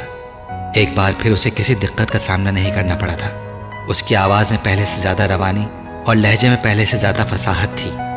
اس کی زندگی میں ایک نئی چیز شامل ہو گئی تھی۔ اس پر ایک اور احسان کر دیا گیا تھا، مگر اس کا ڈپریشن ختم نہیں ہوا تھا۔ وہ رات کو سلیپنگ پلس کے بغیر نیند کا تصور بھی نہیں کر سکتا تھا، اور سلیپنگ پلس لینے کے باوجود وہ کبھی اپنے کمرے کی لائٹس آف نہیں کر سکا تھا۔ وہ تاریکی سے خوف کھاتا تھا۔ یہ پھر خالد عبد الرحمن ہی تھا جس نے ایک دن اس سے کہا تھا۔ وہ اسے قرآن پاک کا سبق زبانی سنا رہا تھا، اور اسے احساس ہو رہا تھا کہ خالد عبد الرحمن مسلسل اس کے چہرے پر نظریں جمائے ہوئے تھا۔ جب اس نے اپنا سبق ختم کیا اور پانی کا گلاس اٹھا کر اپنے ہونٹوں سے لگایا تو اس نے خالد کو کہتے سنا، میں نے کل رات تمہیں خواب میں حج کرتے دیکھا ہے۔ سالار منہ میں لے جانے والا پانی حلق میں اتار نہیں سکا۔ گلاس نیچے رکھتے ہوئے خالد کو دیکھنے لگا۔ اس سال تمہارا MBA ہو جائے گا، اگلے سال تم حج کر لو۔ خالد کا لہجہ بہت رسمی تھا۔ سالار نے منہ میں موجود پانی غیر محسوس انداز میں حلق سے نیچے اتار لیا۔ وہ اس دن اس سے کوئی سوال جواب نہیں کر سکا تھا۔ اس کے پاس کوئی سوال تھا ہی نہیں۔ MBA کے فائنل سیمسٹر سے 2 ہفتے پہلے اس نے قرآن پاک پہلی بار حفظ کر لیا تھا۔ فائنل سیمسٹر کے 4 ہفتے بعد 23.5 سال کی عمر میں اس نے اپنی زندگی کا پہلا حج کیا تھا۔ وہاں جاتے ہوئے، وہاں سے آتے ہوئے اس کے دل و دماغ میں کچھ بھی نہیں تھا، کوئی تکبر، کوئی تفخر، کوئی رش، کچھ بھی نہیں۔ اس کے ساتھ پاکستانی کیمپ میں جانے والے شاید وہ لوگ ہوں گے جو خوش قسمت ہوں گے، انہیں ان کی نیکیوں کے عوض وہاں بلایا گیا تھا۔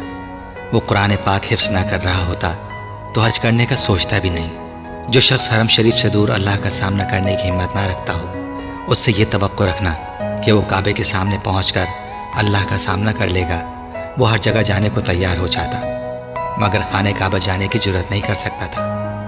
مگر خالد عبد الرحمن کے ایک بار کہنے پر اس نے جیسے گھٹنے ٹیکتے ہوئے حج پر جانے کے لیے پیپر جمع کروا دیے تھے۔ لوگوں کو حج پر جانے کا موقع تب ملتا ہے جب ان کے پاس گناہ نہیں ہوتے، نیکیوں کا ہی انبار ہوتا ہے۔ سالار سکندر کو یہ موقع تب ملا تھا جب اس کے پاس گناہوں کے علاوہ کچھ بھی نہیں تھا۔ ہاں ٹھیک ہے، اگر میں گناہ کرنے سے خوف نہیں کھاتا رہا تو پھر اب مجھے اللہ کے سامنے جانے اور معذرت کرنے سے بھی خوف نہیں کھانا چاہیے۔ صرف یہی نہ کہ میں وہاں سر نہیں اٹھا سکوں گا، نظریں اوپر نہیں کر سکوں گا، मुंह से माफ़ी के अलावा कोई और लफ्ज़ नहीं निकाल सकूँगा तो ठीक है, मुझे ये सज़ा मिलनी भी चाहिए। मैं तो इससे भी ज़्यादा शर्मिंदगी और बेइज्जती का मुस्तहिक़ हूँ। हर बार हज पर कोई ना कोई शख्स ऐसा आता होगा जिसके पास गुनाहों के अलावा कुछ भी नहीं होगा। इस बार वो शख्स मैं ही सही, सालार सिकंदर ही सही, उसने सोचा था। गुनाह का बोझ क्या होता है और आदमी अपने गुनाह के बोझ को किस तरह क़यामत के दिन अपनी पुश्त से उतार फेंकना चाहेगा, किस तरह उससे दूर भागना चाहेगा, किस तरह उसे दूसरे के कंधे पर डालना चाहेगा, ये उसकी समझ में हरम शरीफ में पहुँच कर ही आया था। वहाँ खड़े होकर वो अपने पास मौजूद और आने वाली सारी ज़िंदगी की दौलत के एवज़ भी किसी को वो गुनाह बेचना चाहता तो कोई ये तिजारत ना करता। काश आदमी किसी माल के एवज़ अपने गुनाह बेच सकता, किसी उजरत के तौर पर दूसरों की नेकियां मांगने का हक रखता। लाखों लोगों के इस हुजूम में 2 सफ़ेद चादरें ओढ़े कौन जानता था सालार कौन था, उसका IQ लेवल क्या था, किससे परवाह थी, उसके पास कौन सी और कहाँ की डिग्री थी, किसे होश था, उसने ज़िंदगी के मैदान में कितने तालीमी रिकॉर्ड तोड़े और बनाए थे, किसे खबर थी। वो अपने जहन से कौन से मैदान तस्खीर करने वाला था, कौन रश करने वाला था। वो वहाँ उस हुजूम में ठोकर खा कर गिरता, भगदड़ में रोंदा जाता। उसके ऊपर से गुजरने वाली खलकत में से कोई भी ये नहीं सोचता कि उन्होंने कैसे दिमाग को खो दिया था, किस IQ लेवल के नायाब आदमी को किस तरह ख़त्म कर दिया था। उसे दुनिया में अपनी औकात, अपनी अहमियत का पता चल गया था। अगर कुछ मुगालता रह भी गया था तो अब ख़त्म हो गया था, अगर कुछ शुबा बाकी था तो अब दूर हो गया था। फ़ख्र, तकब्बुर, रश्क, अना, खुद पसंदी, खुद सताइशी के हर बचे हुए टुकड़े को निचोड़कर उसके अंदर से फेंक दिया गया था। वो उन्हीं आलाइशों को दूर करवाने के लिए वहाँ आया था। MBA में उसकी शानदार कामयाबी किसी के लिए भी हैरान कुन नहीं थी। उसके डिपार्टमेंट में हर एक को पहले से ही अंदाज़ा था उसके और उसके क्लास फेलोज़ के प्रोजेक्ट्स और असाइनमेंट्स में इतना फ़र्क होता था कि उसके प्रोफेसर्स को ये मानने में कोई आड़ नहीं था वो मुकाबले की इस दौड़ में 10 गज़ आगे दौड़ रहा था। और MBA के दूसरे साल में उसने इस फासले को और बढ़ा दिया था। उसने इंटर्नशिप अक़वाम मुत्तहिदा की एक एजेंसी में की थी। उसका MBA मुकम्मल होने से पहले ही उस एजेंसी के अलावा उसके पास 7 मुख्तलिफ मल्टीनेशनल कंपनीज़ की तरफ से ऑफ़र्स मौजूद थी। तुम अब आगे क्या करना चाहते हो? उसके रिज़ल्ट के मुतालिक जानने के बाद सिकंदर उस्मान ने उससे अपने पास बुलाकर पूछा था। मैं वापस अमेरिका जा रहा हूँ, मैं यूनाइटेड नेशंस के साथ ही काम करना चाहता हूँ, लेकिन मैं चाहता हूँ कि तुम अपना बिज़नेस शुरू करो या मेरे बिज़नेस में शामिल हो जाओ। सिकंदर उस्मान ने उससे कहा, पापा मैं बिज़नेस नहीं कर सकता, बिज़नेस वाला टेम्परामेंट नहीं है मेरा, मैं जॉब करना चाहता हूँ और मैं पाकिस्तान में रहना भी नहीं चाहता। सिकंदर उस्मान हैरान हुए, तुमने पहले कभी जिक्र नहीं किया कि तुम पाकिस्तान में रहना नहीं चाहते, तुम मुस्तकिल तौर पर अमेरिका में ही सेटल होना चाहते हो। पहले मैंने अमेरिका में सेटल होने के बारे में नहीं सोचा था, लेकिन अब मैं वहीं रहना चाहता हूँ। क्यों? वो उनसे ये नहीं कहना चाहता था कि पाकिस्तान में उसका डिप्रेशन बढ़ जाता है। वो मुसलसल इमामा के बारे में सोचता रहता था। वहाँ उसे हर चीज़ इमामा की याद दिलाती थी। उसके पछतावे और उसके एहसास जुर्म में इजाफा हो जाता था। मैं यहाँ एडजस्ट नहीं हो सकता। सिकंदर उस्मान कुछ देर उसे देखते रहे। हालांकि मेरा ख्याल है तुम एडजस्ट हो सकते हो। सालार जानता था उनका इशारा किस तरफ था, मगर वो खामोश रहा। जॉब करना चाहते हो? ठीक है, चंद साल जॉब कर लो, लेकिन उसके बाद आकर मेरा बिजनेस देखो। ये सब कुछ मैं तुम लोगों के लिए ही इस्टेब्लिश कर रहा हूँ, दूसरों के लिए नहीं। वो कुछ देर उसे समझाते रहे। सालार खामोशी से उनकी बातें सुनता रहा। 1 हफ्ते बाद वो दोबारा अमेरिका आ गया था। उसके चंद हफ्ते के बाद उसने यूनिसेफ में जॉब शुरू कर दी। वो न्यू हेवन से न्यूयॉर्क चला गया था। एक नई ज़िंदगी का आगाज़ था और वहाँ आने के चंद हफ्ते बाद उसे यह अंदाज़ा भी हो गया था कि वो कहीं फ़रार हासिल नहीं कर सकता। वो उसे वहाँ भी उसी तरह याद आ रही थी। उसका एहसास जुर्म वहाँ भी उसका साथ छोड़ने पर तैयार नहीं था। वो 16 से 18 घंटे तक काम करने लगा। वो एक दिन भी 3-4 घंटे से ज़्यादा नहीं सोया और दिन रात की इस मसरूफियात ने उसे बड़ी हद तक नॉर्मल कर दिया था। अगर एक तरफ काम के उस अंबार ने उसके डिप्रेशन में कमी की थी, तो दूसरी तरफ वो अपने दायरे के नुमाया तरीन वर्कर्स में शुमार होने लगा था। यूनिसेफ के मुख्तलिफ प्रोजेक्ट्स के सिलसिले में वो एशिया, अफ्रीका और लातिन अमेरिका के ममालिक जाने लगा। गुर्बत और बीमारी को पहली दफ़ा अपनी आंखों से इतने करीब से देख रहा था। रिपोर्ट्स और अखबारों में छपने वाले हक़ाइक़ में और उन हक़ाइक़ को अपनी तमाम हौलनाकी के साथ खुली आंखों से देखने में बहुत फ़र्क होता है, और ये फ़र्क उसे उस जॉब में ही समझ में आया था। हर रोज़ भूखे सोने वाले लोगों की तादाद करोड़ों में थी। हर रात पेट भरकर ज़रूरत से ज़्यादा खाने वालों की तादाद भी करोड़ों में थी। सिर्फ 3 वक्त का खाना, सर पर छत اور جسم پر لباس بھی کتنی بڑی نعمتیں تھیں، اسے تب سمجھ میں آیا۔ وہ یونیسیف کی ٹیم کے ساتھ چارٹرڈ طیاروں میں سفر کرتے ہوئے اپنی زندگی کے بارے میں سوچتا۔ اس نے زندگی میں ایسے کون سے کارنامے انجام دیے تھے کہ اسے وہ پورا سائز زندگی دی گئی تھی جو وہ گزار رہا تھا۔ وہ ان لوگوں کے لیے کیا گناہ کیے ہوئے تھا اور ان لوگوں سے کیا گناہ ہوئے تھے کہ وہ زندگی کی تمام بنیادی ضروریات سے محروم صرف زندہ رہنے کی خواہش میں خوراک کے ان پیکٹس کے پیچھے بھاگتے پھرتے تھے۔ وہ ساری رات جاگ کر اپنے ادارے کے لیے ممکنہ اسکیمیں اور پلان بناتا رہتا۔ کہاں خوراک کی ڈسٹریبیوشن کیسے ہو سکتی ہے، کیا بہتری لائی جا سکتی ہے، کہاں امداد کی ضرورت ہے، کن علاقوں میں کس طرح کے پروجیکٹس درکار تھے۔ وہ بعض دفعہ 48 گھنٹے بغیر سوئے کام کرتا رہتا۔ اس کے بنائے ہوئے پرپوزلز اور رپورٹس تکنیکی لحاظ سے اتنے مربوط ہوتے تھے کہ ان میں کوئی خامی ڈھونڈنا کسی کے لیے ممکن نہیں رہتا تھا، اور اس کی یہ خصوصیات اس کی ساکھ اور نام کو اور بھی مستحکم کرتی جا رہی تھی۔ اگر مجھے اللہ نے دوسروں سے بہتر ذہن اور صلاحیتیں دی ہیں تو مجھے ان صلاحیتوں کو دوسروں کے لیے استعمال کرنا چاہیے، اس طرح استعمال کرنا چاہیے کہ میں دوسروں کی زندگی میں زیادہ سے زیادہ آسانیاں لا سکوں، دوسروں کی زندگی کو بہتر کر سکوں۔ وہ کام کرتے ہوئے اس کے علاوہ کچھ اور نہیں سوچتا تھا۔ یونیسیف کے لیے کام کرنے کے دوران ہی اس نے ایم فل کرنے کا سوچا تھا، اور پھر اس نے ایم فل میں ایڈمیشن لے لیا تھا۔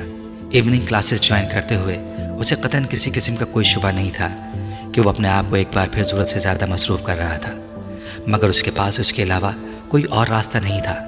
کام اس کا جنون بن چکا تھا، یا پھر اس سے بھی 2 قدم آگے بڑھ کر ایک مشن۔ فرقان سے سالار کی پہلی ملاقات امریکہ سے پاکستان آتے ہوئے فلائٹ کے دوران ہوئی۔ وہ اس کے ساتھ والی سیٹ پر بیٹھا ہوا تھا۔ وہ امریکہ میں ڈاکٹرز کی کسی کانفرنس میں شرکت کر کے واپس آ رہا تھا، جبکہ سالار سکندر اپنی بہن انیتا کی شادی میں شرکت کے لیے پاکستان آ رہا تھا۔ ایک لمبی فلائٹ کے دوران دونوں کے درمیان ابتدائی تعارف کے بعد گفتگو کا سلسلہ تھما نہیں۔ فرقان عمر میں سالار سے کافی بڑا تھا۔ وہ 35 سال کا تھا۔ لندن اسپیشلائزیشن کرنے کے بعد وہ پاکستان آ گیا تھا اور وہاں ایک ہاسپٹل میں کام کر رہا تھا۔ وہ شادی شدہ تھا، اس کے 2 بچے بھی تھے۔ چند گھنٹے آپس میں گفتگو کرتے رہنے کے بعد فرقان اور وہ سونے کی تیاری کرنے لگے۔ سالار نے معمول کے مطابق اپنے بریف کیس سے سلیپنگ پلز کی ایک گولی پانی کے ساتھ نکال لی۔ فرقان نے اس کی تمام کارروائی کو خاموشی سے دیکھا۔ جب اس نے بریف کیس بند کر کے دوبارہ رکھ دیا تو فرقان نے کہا، اکثر لوگ فلائٹ کے دوران سلیپنگ پلز کے بغیر نہیں سو سکتے۔ سالار نے گردن موڑ کر اسے دیکھا اور کہا، میں سلیپنگ پلز کے بغیر نہیں سو سکتا۔ فلائٹ میں ہوں یا نہ ہوں اس سے فرق نہیں پڑتا، سونے میں مشکل پیش آتی ہے۔ فرقان کو ایک دم کچھ تجسس ہوا۔ مشکل؟ سالار مسکرایا، میں سرے سے سو ہی نہیں سکتا۔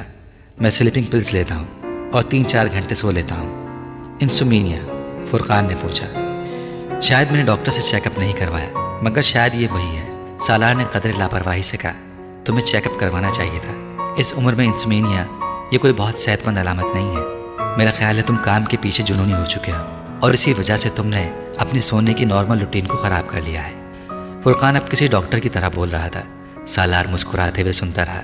وہ اسے نہیں بتا سکتا تھا کہ وہ اگر رات دن مسلسل کام نہ کرے تو وہ اس احساس جرم کے ساتھ زندہ نہیں رہ سکتا تھا جسے وہ محسوس کرتا ہے۔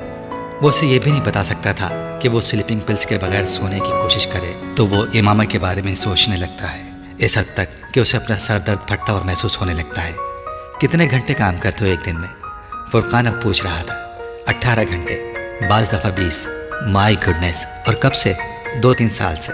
اور تبھی سے نیند کا مسئلہ ہوگا تمہیں۔ میں نے ٹھیک اندازہ لگایا، تم نے خود ہی اپنی روٹین خراب کر لی ہے۔ فرقان نے اس سے کہا، ورنہ اتنے گھنٹے کام کرنے والے آدمی کو تو ذہنی تھکن ایک لمبی اور پرسکون نیند سلا دیتی ہے۔ یہ میرے ساتھ نہیں ہوتا۔ سالار نے مدھم لہجے میں کہا، یہی تو تمہیں جاننے کی کوشش کرنی چاہیے کہ اگر یہ تمہارے ساتھ نہیں ہوتا تو کیوں نہیں ہوتا۔ سالار اس سے یہ نہیں کہہ سکا کہ وہ وجہ جانتا ہے۔ کچھ دیر کی خاموشی کے بعد فرقان نے اس سے کہا، میں اگر تمہیں کچھ آیتیں بتاؤں رات کو سونے سے پہلے تو تم پڑھ سکو گے؟ کیوں نہیں پڑھ سکوں گا؟ سالار نے گردن موڑ کر اس سے کہا، نہیں، اصل میں تمہارے اور میرے جیسے لوگ جو زیادہ پڑھ لیتے ہیں اور خاص طور پر تعلیم مغرب میں حاصل کرتے ہیں وہ ایسی چیزوں پر یقین نہیں رکھتے یا انہیں پریکٹیکل نہیں سمجھتے۔ فرقان نے وضاحت کی، فرقان، میں حافظ قرآن ہوں۔ سالار نے اسی طرح لیٹے ہوئے پرسکون آواز میں کہا۔ فرقان کو جیسے کرنٹ لگا۔ میں روز رات کو سونے سے پہلے 1 سپارہ پڑھ کر سوتا ہوں۔ میرے ساتھ یقین یا اعتماد کا کوئی مسئلہ نہیں ہے۔ سالار نے بات جاری رکھی، میں بھی حافظ قرآن ہوں، فرقان نے بتایا۔ سالار نے گردن موڑ کر مسکراتے ہوئے دیکھا۔ یہ یقیناً ایک خوشگوار اتفاق تھا۔ اگرچہ فرقان نے داڑھی رکھی ہوئی تھی مگر سالار کو پھر بھی اندازہ نہیں ہو پایا تھا کہ وہ حافظ قرآن ہے۔ تو پھر تمہیں اس طرح کا کوئی مسئلہ نہیں ہونا چاہیے۔ قرآن پاک کی تلاوت کر کے سونے والے انسان کو نیند نہ آئے یہ مجھے عجیب لگتا ہے۔ سالار نے فرقان کو بڑبڑاتے سنا۔ وہ اپنے حواس کو ہلکا ہلکا مفلوج پا رہا تھا۔ نیند اس پر غلبہ پا رہی تھی۔ اس نے آنکھیں بند کر لی۔ تمہیں کوئی پریشانی ہے؟ اس نے فرقان کی آواز سنی۔ وہ نیند کی گولیوں کے زیر اثر نہ ہوتا تو مسکرا کر انکار کر دیتا، مگر وہ جس حالت میں تھا اس میں وہ انکار نہیں کر سکا۔ ہاں مجھے بہت زیادہ پریشانیاں ہیں، مجھے سکون نہیں ہے، مجھے لگتا ہے میں مسلسل کسی صحرا میں سفر کر رہا ہوں۔ پچھتاوے اور احساس جرم مجھے چھوڑتے ہی نہیں۔ مجھے کسی پیر کامل کی تلاش ہے جو مجھے اس تکلیف سے نکال دے، جو مجھے میری زندگی کا راستہ دکھا دے۔ فرقان دم بخود اس کا چہرہ دیکھ رہا تھا۔ سالار کی آنکھیں بند تھیں مگر وہ اس کی آنکھوں کے کونوں سے نکلتی نمی کو دیکھ رہا تھا۔ اس کی آواز میں بھی بے ربطی اور لڑکھڑاہٹ تھی۔ وہ اس وقت لاشعوری طور پر سلیپنگ پلز کے زیر اثر بول رہا تھا۔ وہ اب خاموش ہو چکا تھا۔ فرقان نے مزید کوئی اور سوال نہیں کیا۔ بہت ہموار انداز میں چلنے والی اس کی سانس بتا رہی تھی کہ وہ نیند میں جا چکا تھا۔ جہاز میں ہونے والی وہ ملاقات وہیں ختم نہیں ہوئی۔ وہ دونوں جاگنے کے بعد بھی آپس میں گفتگو کرتے رہے۔ فرقان نے سالار سے ان چند جملوں کے بارے میں نہیں پوچھا تھا جو اس نے نیند کے آغوش میں سماتے ہوئے بولے تھے۔ خود سالار کو بھی اندازہ نہیں تھا کہ اس نے سونے سے پہلے اس سے کچھ کہا تھا، اگر کہا تھا تو کیا کہا تھا۔ سفر ختم ہونے سے پہلے ان دونوں نے آپس میں کانٹیکٹ نمبرز اور ایڈریس کا تبادلہ کیا۔ پھر سالار نے اسے انیتا کی شادی پر انوائٹ کیا۔ فرقان نے آنے کا وعدہ کیا مگر سالار کو اس کا یقین نہیں تھا۔ ان دونوں کی فلائٹ کراچی تک تھی، پھر سالار کو اسلام آباد کی فلائٹ لینی تھی جبکہ فرقان کو لاہور کی۔ ایئرپورٹ پر فرقان نے بڑی گرم جوشی کے ساتھ اس سے الوداعی مصافحہ کیا۔ انیتا کی شادی 3 دن بعد تھی اور سالار کے پاس ان 3 دنوں کے لیے بہت سے کام تھے، کچھ شادی کی مصروفیات اور کچھ اس کے اپنے مسئلے۔ وہ اگلے دن شام کو اس وقت حیران ہوا جب فرقان نے اس سے فون کیا۔ 10-15 منٹ دونوں کی گفتگو ہوتی رہی۔ فون بند کرنے سے پہلے سالار نے ایک بار پھر اسے انیتا کی شادی کے بارے میں یاد دلایا۔ یہ کوئی یاد دلانے والی بات نہیں ہے، مجھے اچھی طرح یاد ہے، میں ویسے بھی اس ویکینڈ پر اسلام آباد میں ہی ہوں۔ فرقان نے جواباً کہا، مجھے وہاں اپنے گاؤں میں اپنا اسکول دیکھنے بھی جانا ہے۔ اس بلڈنگ میں کچھ اضافی تعمیر ہو رہی ہے، اسی سلسلے میں تو اسلام آباد میں اس بار میرا قیام کچھ لمبا ہی ہوگا۔ سالار نے اس کی بات کو کچھ دلچسپی سے سنا۔ گاؤں؟ اسکول؟ کیا مطلب؟ ایک اسکول چلا رہا ہوں میں وہاں اپنے گاؤں میں۔ فرقان نے اسلام آباد کے نواحی علاقوں میں سے ایک نام لیا، بلکہ کئی سالوں سے۔ کس لیے؟ فرقان کو اس کے سوال نے حیران کیا۔ لوگوں کی مدد کے لیے اور کس لیے؟ چیریٹی ورک ہے؟ نہیں، چیریٹی ورک نہیں ہے، یہ میرا فرض ہے، یہ کسی پر کوئی احسان نہیں ہے۔ فرقان نے بات کرتے کرتے موضوع بدل دیا۔ اسکول کے بارے میں مزید گفتگو نہیں ہوئی اور فون بند ہو گیا۔